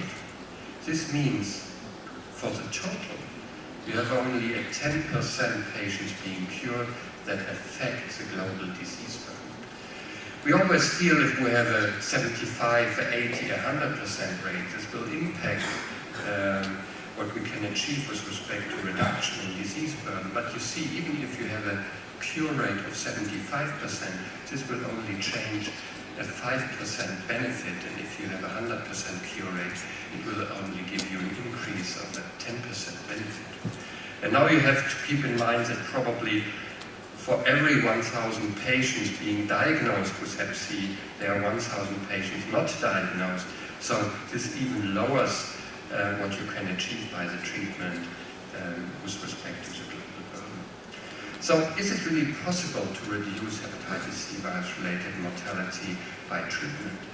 And it depends really, as shown by this mathematical model, on the treatment rate and diagnosis rate you have in your country. And these are data for the US.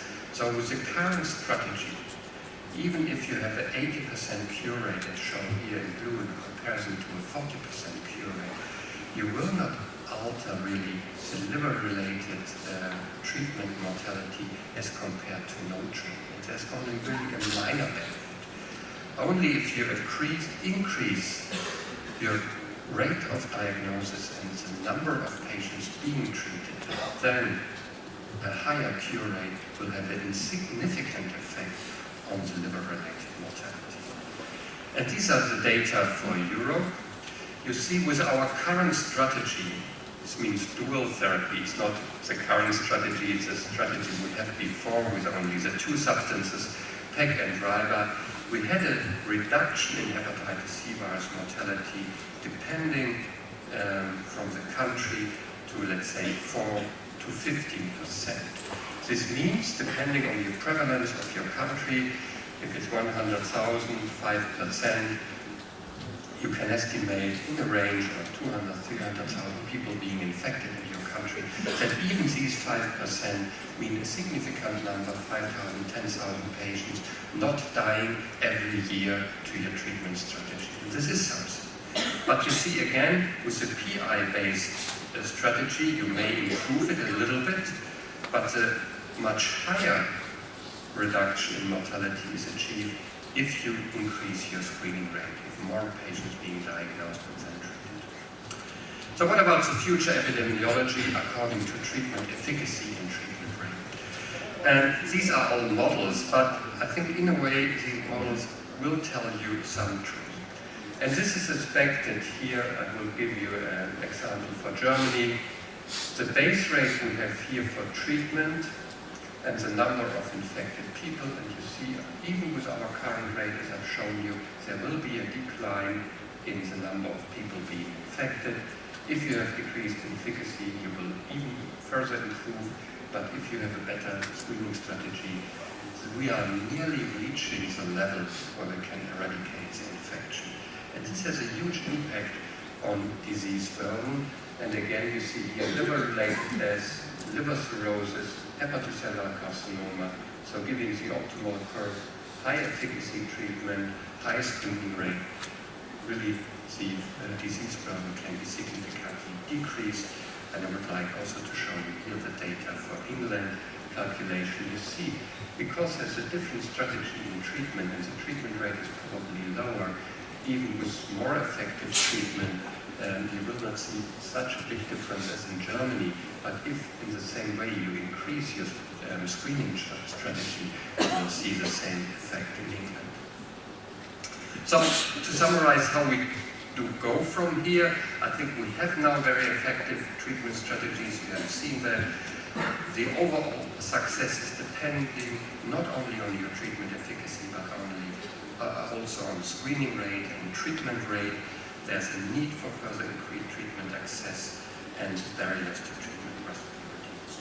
So what about the treatment strategies? And I would like to conclude with a few words about what we can expect with respect to screening. You know that in the US there is a national plan to screen for all the baby boomers, because you see here a peak in the prevalence of the hepatitis C virus infection. So in the US, 3% of people being infected, being born in the 45th or 65th year are infected with hepatitis C virus. This means 75% of all people being infected in the US. So they are planning to screen these baby boomers in order to detect 75% of the global infection rate in the country. But I think this will not work in Europe, and you see here the 75 rate, if you like, of people being infected according to these age groups. And this is the baby boomer population, and you see it doesn't work for Europe and for many other countries. This is really country specific for the US. I think, and that's the last part, the liver is in a way neglected in our health system. And that's really a big problem. It's not only Hep C, it's the liver per se.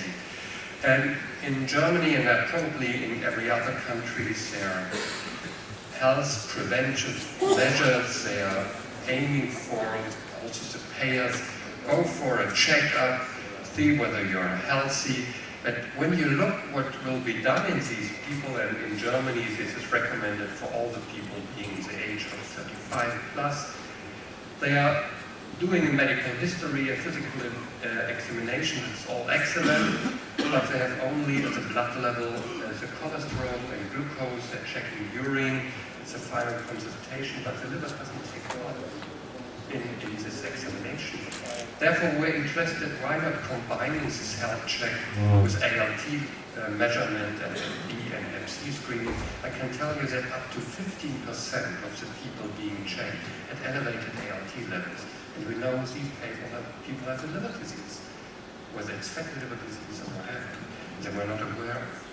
And you see here that the anti-HCV prevalence was 0.9%, so double the rate that was expected, and the positivity rate for hepatitis C RNA was 0.4%. With respect to screening, of course, the previous drug use was highly, if this is present, the risk is quite high.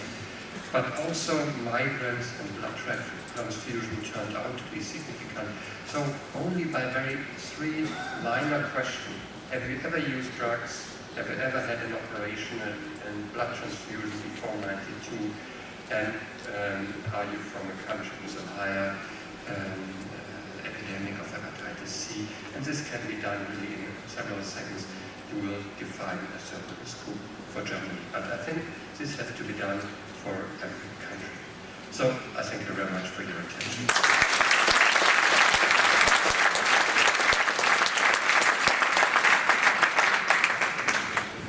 Thank you, Thomas. It's nice to finish on a slightly more positive note.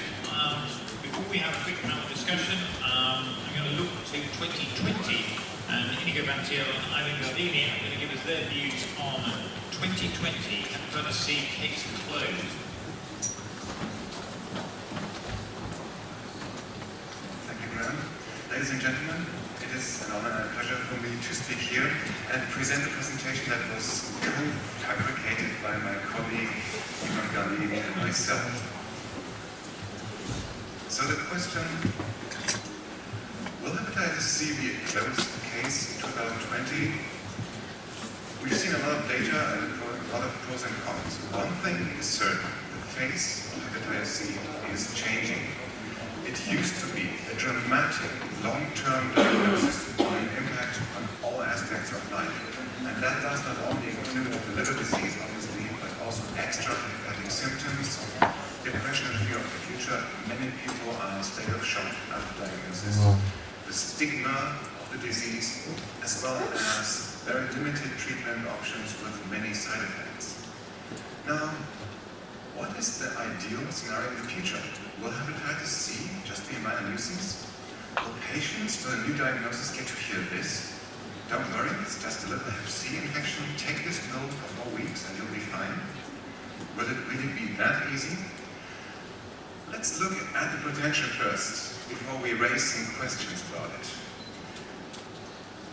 We've seen today what the SVR can do. It can reduce mortality, not only from liver disease, but also from other cancers.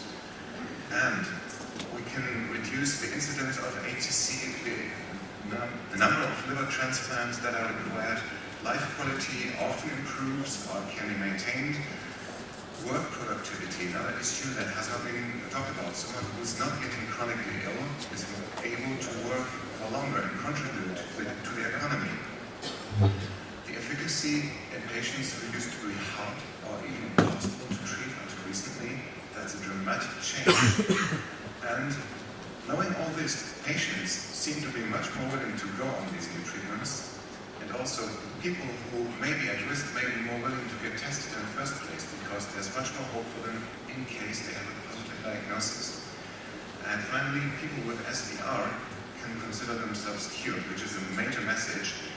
And SVR 24 weeks after is known to be very stable, with very few exceptions, between 0 to 3% of people who seem to have either a reinfection or very negative labs after that.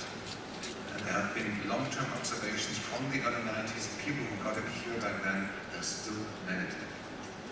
One big obstacle has been talked about. This is just one slide. You can only get treated if you're diagnosed, and that already excludes the majority of people living with hepatitis C, so better screening is necessary. The biggest obstacle of all, you won't be surprised to see this. Even when there were just two drugs, paclitaferin and ribavirin, the treatment rate has always been very low, even in the era of dual therapy. To my knowledge, these are annual treatment rates, but I may stand corrected if someone knows more of the background. But look at France, the shining example of best practice in Europe, only 7.2%. Germany, second place, 4.4%, while many other countries such as Belgium or Finland only are in the 1% range. Meanwhile, the new, not quite so new anymore, but the first generation antivirals are in principle available in most EU countries. But you can still see the access is still very limited, and when you look at the countries, I'm not going to read all of them to you, it's mostly Eastern European countries. One example, Slovenia, an Eastern European country with a very good access program, and Southern Europe, where the access is still limited. The example of Italy is, when you look here at the number of genotype 1 patients, and only a fraction of these receive triple treatment, mostly due to cost, but also because the treatments are very complex and hospitals don't have the capacity. This was a survey done by ELPA, Italy, patient 2. We've seen the prices before. They're very high. It's a new record price tag. And with the new antivirus, there's still the cost of more antivirus or the old standard treatment, depending on how it's combined. Now, many people are saying Germany has such a stable economy, so cost cannot be a problem in Germany, right? Well, it's not that easy. One thing that's better in Germany than many other countries, yes, it's being prescribed.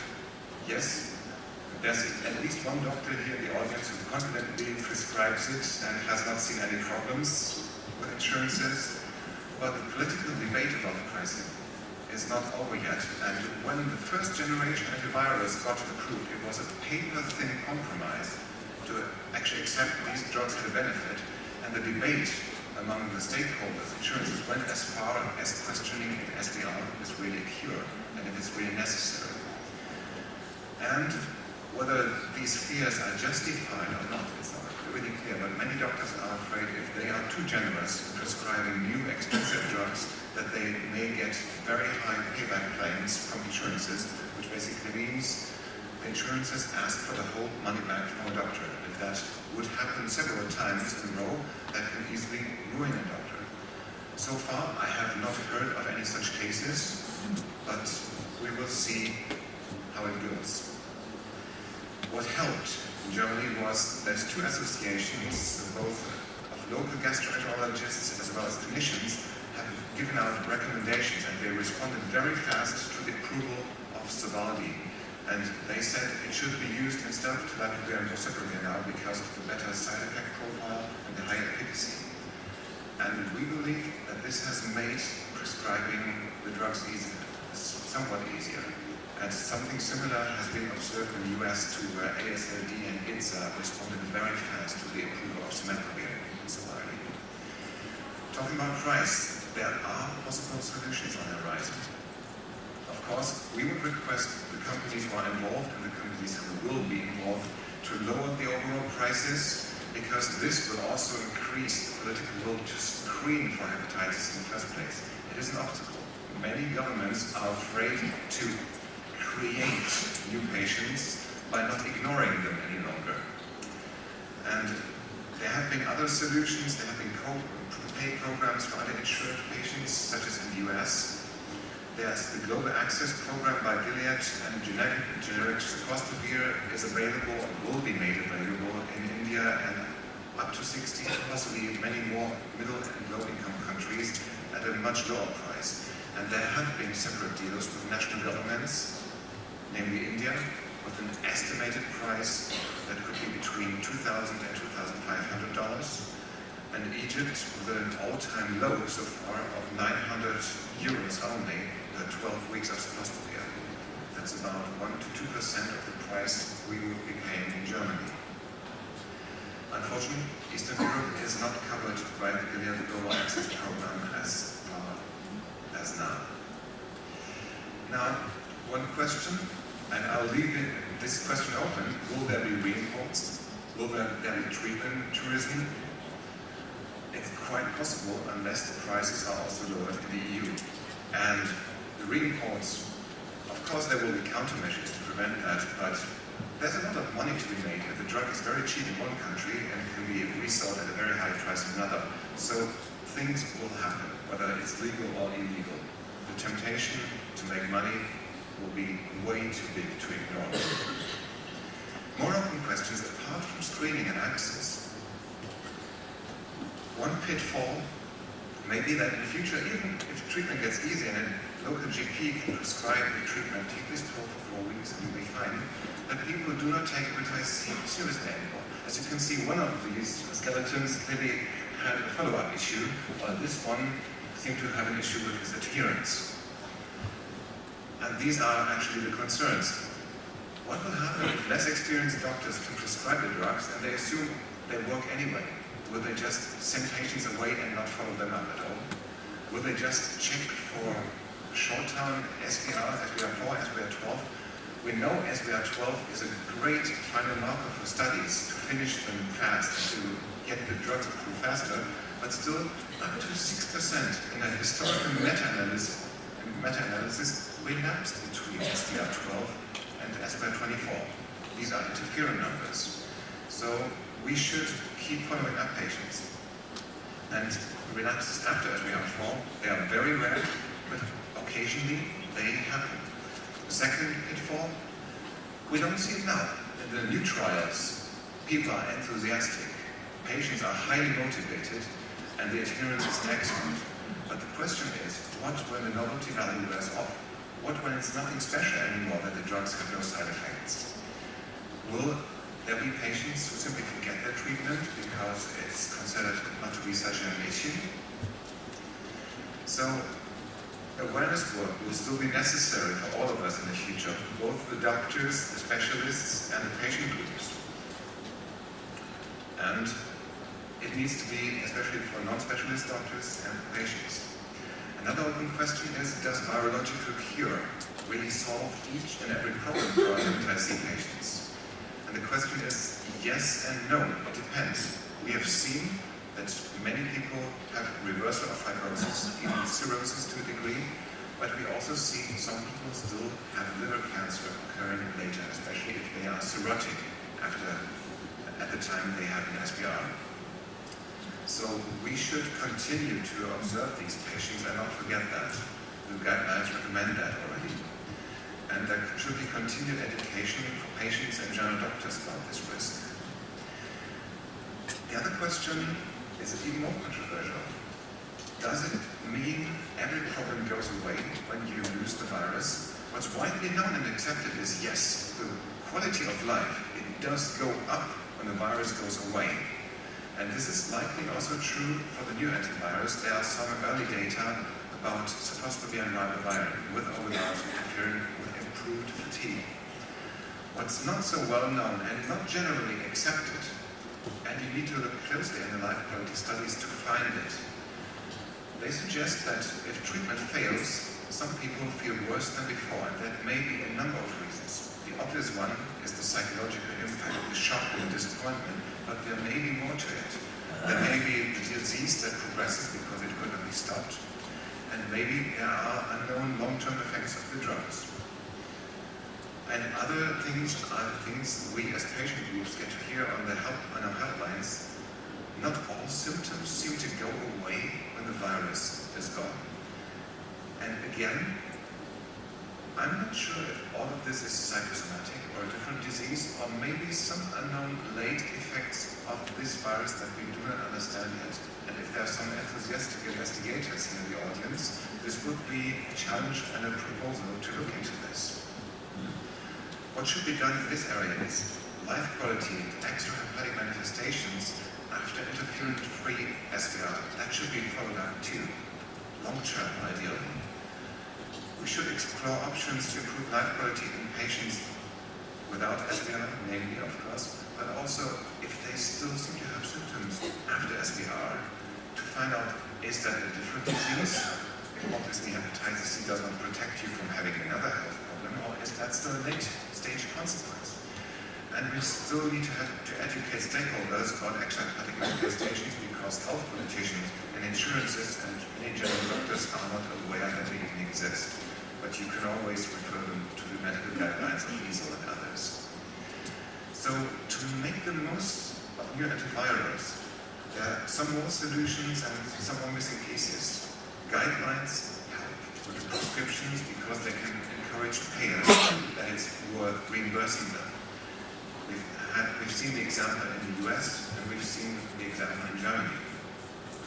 We obviously need new benefit cost models that take into account the higher cure rates, fewer side effects, less side effect management, but also the much higher price of the new treatments. In EU policy, it's really time that viral hepatitis becomes a priority with national strategy programs to screen patients, to screen people, and also to treat them. And we still need continued awareness work. So back to the original question. Will hepatitis C be a solved problem in 2020? I would say not yet, but we will be one giant step closer to it. The opportunity is that medically, eliminating almost any hepatitis C infection may be easy, and that may reduce the morbidity, mortality, and also new infections and prevalence of the disease. The remaining challenges are drug price, the access to treatment, the lack of screening, the lack of awareness, the long-term follow-up after treatment to understand the long-term impact better, continued education for patients, doctors, and the public, and hopefully, in a faraway future, maybe the attempts to find a vaccine will work eventually. One of the co-discoverers of the virus, Michael Houghton, said recently in an interview he's working on something that may or may not be available from 2020. I'm very curious. So the final message is, hope is justified, and there's still a lot of work to be done. Thank you very much.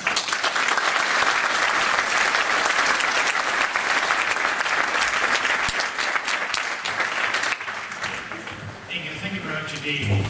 There is a gather behind the rush for the door, which no doubt indicates everyone's hungry. We're due to close in 2 minutes. What I'm going to suggest is that if the speakers would like to mill around and have to take questions in the room, rather than have a formal panel discussion, which is going to eat into our time. So thank you all very much indeed for coming. Thank you for your attention and enjoy the rest of the day. Thank you.